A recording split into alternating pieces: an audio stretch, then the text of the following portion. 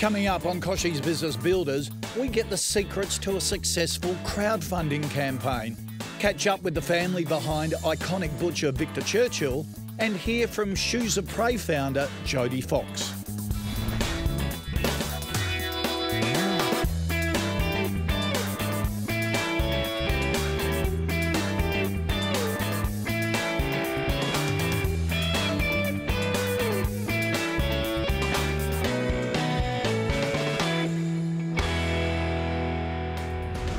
Hello, welcome back to Kochie's Business Builders. We've got some really inspiring stories coming up with Australia's oldest continually run butcher on hand to share their advice, plus the other end of the spectrum, Shoes of Prey founder Jodie Fox sharing her startup lessons.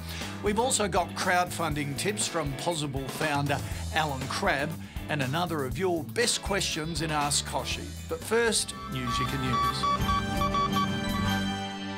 Ever feel lonely as a sole business operator? Well, you shouldn't, because there's a big, wide network of businesses just like you. The latest batch of Bureau of Stats data shows the most common company in Australia is the small business, with no employed staff and turnover between $50,000 and $200,000. These champions make up a whopping 61% of all Australian businesses, with the large majority working away in the services sector. So, if you need an ear to talk to or someone to celebrate with, sound out your local small business network and get involved. There are more people in your boat than you think. Jukecase is a great little business making vintage custom sound systems in Melbourne. But now, with a shop running at capacity, they need to find some funds for expansion. To help get the ball rolling, Australian crowdfunding expert Alan Crabb dropped by to share his tips. Tell me about Jukecase and how you get started. Jukecase started with me and my business partner, or friend then, high school friend Vincent. We just wanted good quality portable stereo that we could take to the park, and we decided to make one. And then friends saw it and they asked what it was and wanted one themselves. And then friends of friends, and a year ago we opened a shop here, and here we are today. How did you raise the initial capital to get things off the ground? There was originally a stage where my business partner Vinny did invest a little bit of his own money, obviously to buy a few parts. I think we might have bought 5 or 10 to begin with. And so from there, yeah, it's sort of been a very self-invested business. Yeah. So where are you now with Jukecase? We've almost hit, I guess, maximum capacity of what we're capable of doing as 2 people with this shop. Having them all one-off pieces and customisable, it's a very time-consuming process. There's not huge margins with that. So our next step, I guess, has been thinking about creating a standardised product that embodies all of our values. What's stopping you getting this standardised model out there? Funding, really.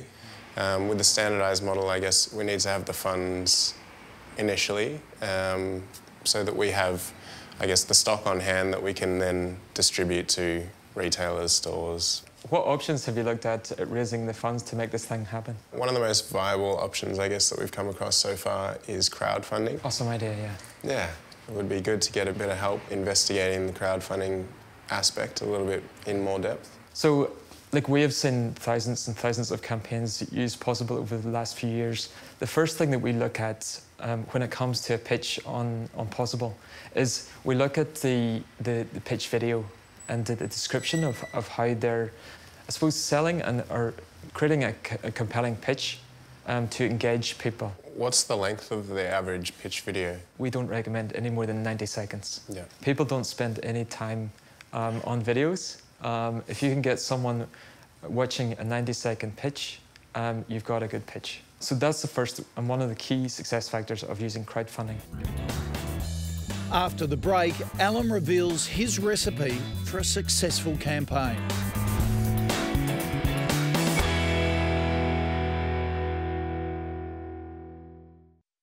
This payments tip brought to you by BPay. Now, Keith, small businesses are time poor and they need their processes as simple as possible. How are you guys helping here? Well, David, BPay is always looking at ways to make it easier for billers to sign up for BPay, but also to make it easier to invoice their customers as well.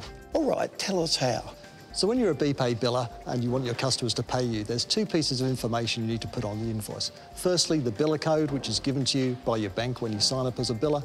And secondly, the customer reference number, which is a unique identifier which will identify the customer or the invoice that's being paid. Our research showed us that some small businesses struggled to find a reference number to put on their bills, so now we allow them to use their customer's mobile number as that reference. It's a number they already know and makes reconciliation and checking of payments simple. And it makes it easier for the customer to remember their reference number as well. It certainly does, makes it easy for everybody involved.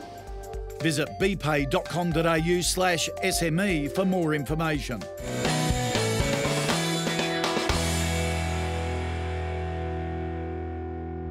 The guys at Jukecase have worked hard to establish their new business making vintage suitcase speakers. Now they're ready to grow and are looking to crowdfund the capital to expand. Let's get Possible founder Alan Crabb's tips for their campaign. You need to find ways that people are going to talk about your project. Social media has been pivotal in the success of crowdfunding. So understanding how people share and what people share, and even doing some research on just word-of-mouth marketing and actually generating buzz. The other element is the rewards element. So the exponential growth of crowdfunding has been led by the reward-based model, getting an incentive in return for the funds that you pledge to the project.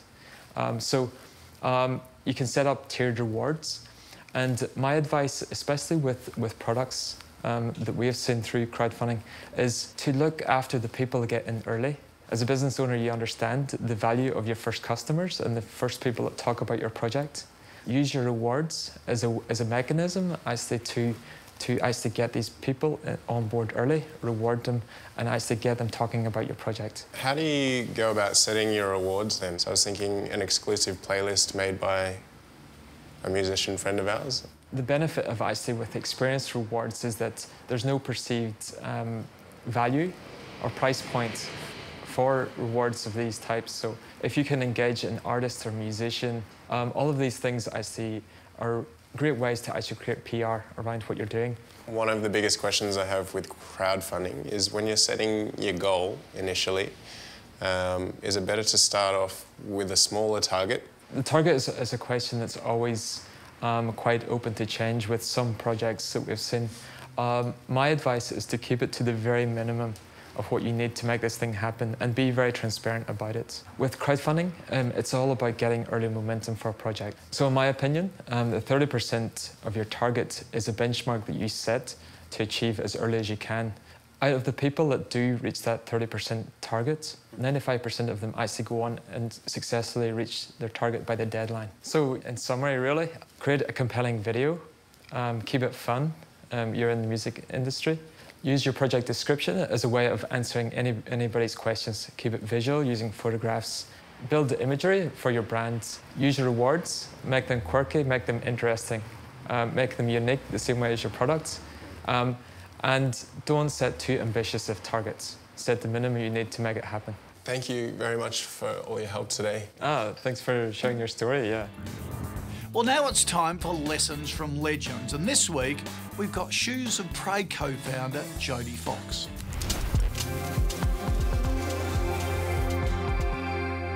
Hi, I'm Jodie Fox and I'm one of the co-founders of shoesofprey.com, the website where women can design their very own shoes. My top 3 tips to entrepreneurs out there are, number 1, just make a decision and see what happens. Your bias to action is absolutely critical to your success. So if you have an idea, if you get an insight, if you think something might be important, then just make an action out of it, be scrappy, get it done. Otherwise, your idea that you sat on today will be someone else's execution tomorrow.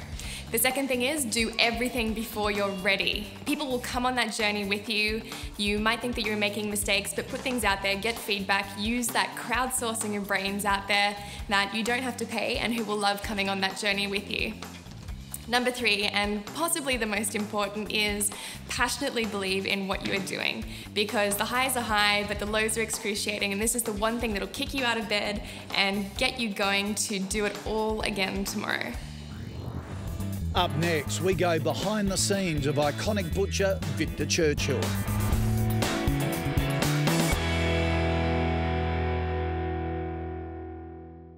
This business tip brought to you by NAB. helping Australian business see more, not less. David, let's say I own a warehouse distribution business which employs 15 full-time staff, 12 part-timers.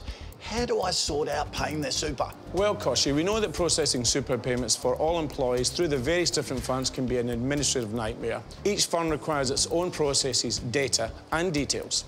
That's why we've created NAB SuperPay, an easy, efficient and compliant way to process superannuation contributions. All right, tell me how it works. It allows you to pay your employees' superannuation contributions at once. You make one online payment per cycle for all employees across all of the funds, and the system does the rest. Gee, it sounds like a great opportunity for less admin and also potential for errors. That's right. Information is validated automatically, reducing the amount of time it takes to get the contribution into the employee's superannuation account. Plus, the system provides reporting, real-time tracking, and helps the business comply with the ATO's new SuperStream legislation. That's important. A simple way to pay your employees super contributions, minimum of fuss. Love it. Thanks, Dave. Thanks, Kochie. For more tips and stories, visit nab.com.au/more for business.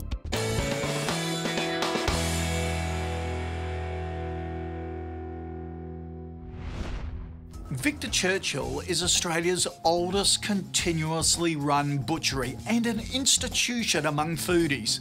Keeping the tradition going, father and son team Victor and Anthony Purridge became the fourth owners of the shop in its 133-year history.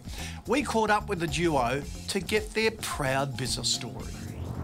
So, gentlemen, you've built a fantastic business here. Anthony, what was your background coming into this? My background, my heritage, my father's sort of history and tradition and attachment to the craft of butchery is where I needed to be, where I wanted to be. So sort of my father and I started our business in 1996. Anthony really surprised me when he decided to join, and I'm really pleased.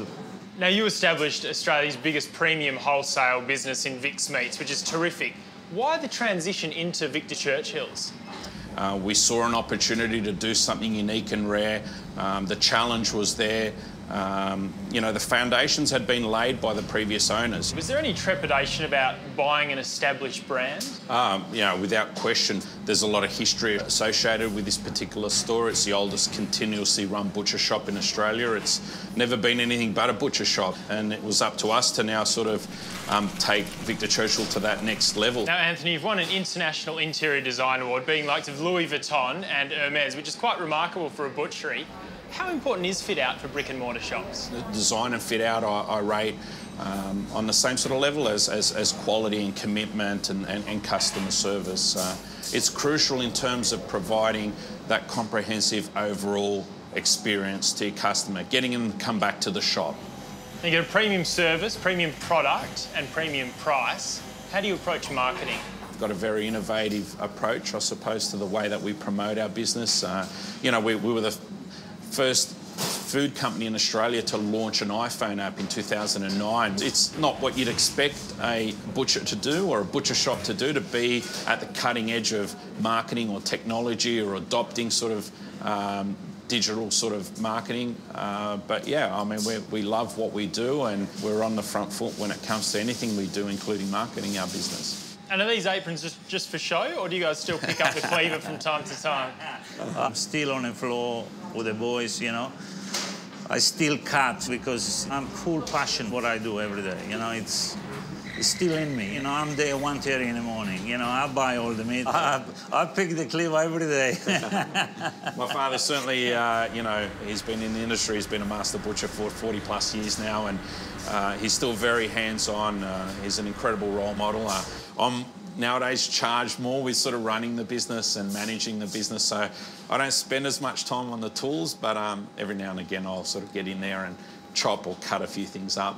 But time spent, the old man's got you covered on the knife. Yeah, definitely, yeah. I still got all my fingers.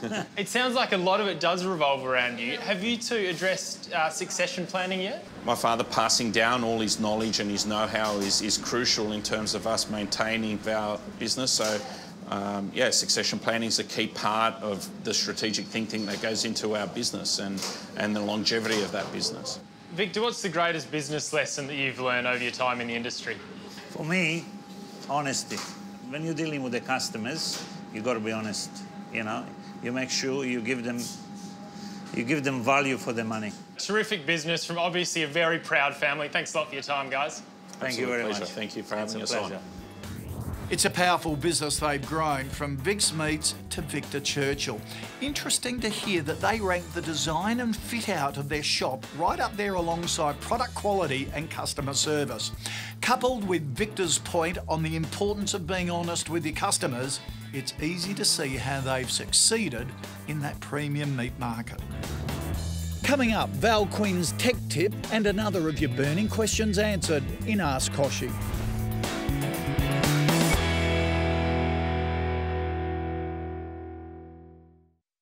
This Business in the Spotlight brought to you by BPay. So Dave, what is it that you guys do here at KBB Digital? We're a digital marketing agency and we work with established small and medium-sized businesses in that sort of internet space to help them market themselves. Now, that could be websites, it can be search engine optimization, social media, apps, all of those things that help to promote an established business and really get them out there using the power of the web. How'd you get started in digital? Interesting story. So I had been an optometrist, our company got bought out. But in the meantime, while I'd been doing that, I had done a master's degree in marketing, which I didn't finish, I must admit that. And I had also built a website and built another website that became really quite famous, probably more luck than anything else, but got a lot of traction behind it, so I learnt a lot of stuff along the way. But it was always a bit of a hobby and a bit of a passion. What are the most common challenges you see small businesses facing in digital? The biggest challenge at the moment is keeping up. Just keeping up with the rate of change. I know when I started in business, which is a long, long time ago now, we got a fax and that was a massive thing. But nowadays there's websites, now there's mobile sites, there's social media. And for someone my age, it's just keeping up. Now, it's a bit of a family business. You've got your son Luke involved here. How have you gone about building your team? Well, the team has been the challenge because, you know, recruitment in IT is a difficult one. There's good people around, but they're getting taken up by so many startups and so many businesses coming to this country and even leaving the country. But the team we've got at the moment is fantastic, but it has taken me a good long time to actually get in and get that. Now, cash flow is really crucial for a growing business. How do you handle the payment processing side of things? Yeah, that's the challenge. We've had issues in the past with cash flow where, you know, you do a lot of sales, but the money just doesn't come in, and that can really be critical to small business. We've moved our business model now to accepting monthly payments for just about all of our products, which has been great, but there's still the challenge of actually getting those monthly payments to be made, and that's what we're working on at the moment. What sort of tactics are there available, do you think? Well, we've gone down probably all of them that you can think of here. We have automated messaging, we phone people, let them know. We set clear expectations in the boundary, we let people pay to bank accounts, we do BPay, we do all of those bits and pieces. Most effective? Well, the one I favourite at the moment is BPay. That's really kicked in for us. We've probably only had it for about 3 or 4 months now, and that's sort of, I think it's just opened up a channel. Cash flow wise, it's been great, but also on top of that, we've been able to track who's paying and when they're paying. It's probably saved us around maybe 2 days a month in just administration of trying to chase that up. It genuinely has. That much? Yep. As a business owner, that means you're getting home on time. I'm getting home on time indeed, yes, which is the most important thing for me. Great business, servicing a very important part of the market, digital for small business. Dave, thanks for your time. Thank you. Visit bpay.com.au/SME for more information. It's Tech Tip time with Val Quinn. Good customer service is critical to keeping and generating new business, but for small businesses, it can be very expensive to have a dedicated customer support team. Now, Zendesk is a great customer support service that simplifies and consolidates your customers' requests through email, web, social, phone, chat, so you only need to be in one place at one time to keep in touch with them. So Zendesk is your integrated on-demand help desk that you can share with other members of your organization to foster long-term customer loyalty and satisfaction. Now to answer some of your questions coming in through the website and our Facebook page. This one is really interesting. We're diligent when it comes to physical safety, but I'm interested to know, as a business owner, how I should approach the mental health of my staff. It's a really, really good question. First of all, it's important to think about the mental health of your employees as being part and parcel of running a good business. Aside from any legal responsibilities, mentally healthy workplaces are also more productive, obviously. The people in them are happier, they take less sick leave, and are more committed, which is better for your bottom line. Now, as an owner or manager, it's important that you're conscious of how staff are travelling and understand the signs and symptoms that could indicate that they're doing things a bit tough. Now, you don't have to be an expert, but it's wise to speak with that person if you are concerned. It will make them feel supported and can be the start of the process of them getting help. Now, for information on how to look after you and your staff's mental health, go to headsup.org.au. It's an initiative of Beyond Blue and the Mentally Healthy Workplace Alliance. It's a wonderful resource as a website for any business owner to make sure their staff are mentally fit. Next week on KBB, the essential steps for protecting your business identity. A look inside Miss Chu's food empire and the Iconics advice for taking on big retailers. But you don't have to wait until then. Jump onto kbbtv.com.au for much more.